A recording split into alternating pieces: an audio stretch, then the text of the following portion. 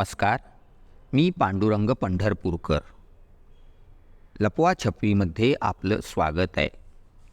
आजचा विषय आहे रामासाठी प्रार्थना करा. प्रभू रामचंद्रांनी एकदा सीतामाईंना येऊ घातलेल्या कलियुगाचा महिमा सांगितला. ते म्हणाले, त्या युगात कावळा सुग्रास अन्न खाईन आणि राजहंसाला दाण्यासाठी रानोमाळ भटकावं लागेल.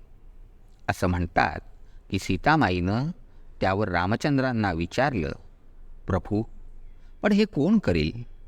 रामचंद्र म्हणाले, जे लोक आपले भक्त म्हणून तेव्हा मिरवतील तेच हे सारं घडवून आणतील.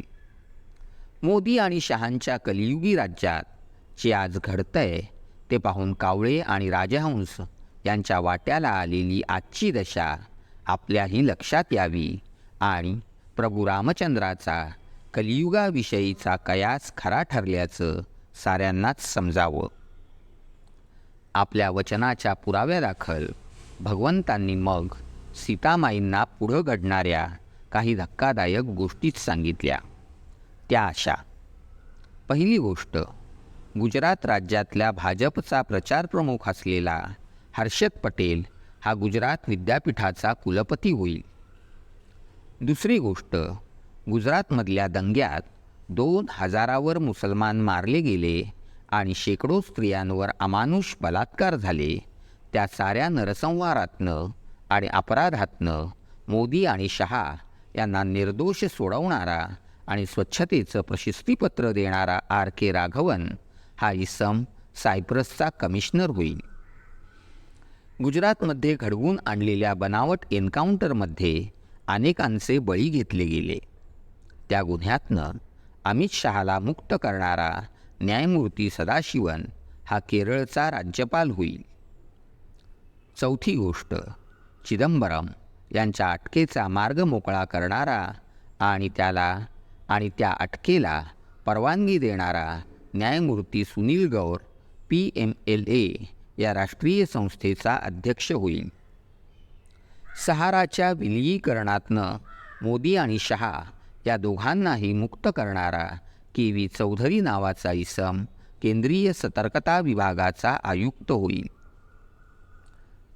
गुजरातमधल्या दंग्यांचा तपास करणाऱ्या पोलिसांच्या कामात हस्तक्षेप करणारा आणि ते थांबवणारा गृहस्थ CBIचा विशेष संचालक होईल.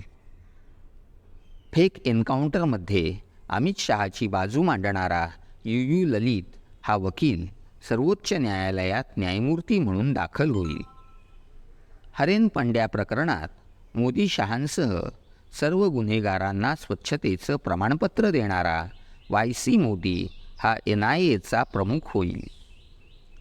अमित शहाला कोर्टात हजर होण्याचा आदेश देणारे न्यायाधीश न्यायमूर्ती लोया यांचा नागपुरात संशयास्पद मृत्यू होईल आणि त्या प्रकरणाचा तपास होणार नाही आणि त्यात कुणालाही पकडलं जाणार नाही. सीतामाई दचकून म्हणाल्या, बापरे, हे फार झालं. त्यावर प्रभू रामचंद्र म्हणाले, याहून अधिक भयानक घटना बाबरी मशिदीच्या विध्वंसानंतर झाल्या. तो विध्वंस साऱ्या जगानं पाहिला, मात्र त्यात कुणालाही दोषी ठरवलं गेल्याचं दिसलं नाही. आता याहून मला जास्तीचं ऐकण्याची इच्छा नाही. असं म्हणून सीतामाईंनी रामाला थांबवलं. त्या म्हणाल्या, एका राज्यात एवढ्या धक्कादायक गोष्टी घडतील ही फार भीषण बाब आहे. भारतात तेव्हा आणखी 27 राज्य असतील. त्या साऱ्यांच्या कथा अशा आणि एवढ्या वाईट असतील तर आताच्या गुजराती कथांनी गरगरायला लागलेलं माझं डोकं आणखी गरगरेल. म्हणून त्या राज्यांच्या कथा मी पुन्हा कधीतरी तुझ्याकडनं ऐकेन. आतासाठी एवढंच पुरे. जरा वेळानं त्यांनी विचारलं, हे करणारी माणसं स्वतःला तुझेच भक्त म्हणवणारी असतील तर तू त्यांना अडवणार की नाहीस? त्यावर प्रभू म्हणाले, ते माझे भक्त असतील असं मी कधीही म्हटलं नाही. ती माणसं स्वतःच तसं म्हणवून घेणारी आणि त्याखाली आपली पापं दडवणारी असतील तर त्याला माझा इलाज उरत नाही. पण ही तुझी बदनामी आहे देवा. सीतामाई म्हणाल्या. राम उत्तर देतो, हो, त्यासाठीच तर ते माझी देवळं बांधतायत, गाणी गातायत आणि मिरवणुका काढतायत. पण हे माझ्या खऱ्या आणि चाहत्या भक्तांवर काही एक परिणाम करणार नाही. त्यांना या लोकांचं ढोंग चांगलं समजेल. मी स्वतः मात्र या ढोंगामुळं आजही अस्वस्थ होतो आणि त्यामुळं माझी झोप चाळवते. पांडुरंगानं आजवर नेहमीच रामाची प्रार्थना केली.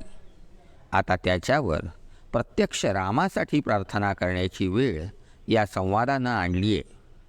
तो ती करेल, आपणही ती करा. कदाचित त्या प्रार्थनेनं भगवंताला शांत झोप येईल आणि त्याच्या ढोंगी भक्तांनाही कधीतरी त्यांच्या दुष्कृत्यांची समज येईल. सबब म्हणा, प्रभू श्रीरामचंद्र की जय. आपला पांडुरंग. तुम्हाला हे विवेचन कसं वाटलं ते मला कमेंट करून सांगा. आवडल्यास लाईक करा, शेअर करा आणि सबस्क्राईब करा. धन्यवाद.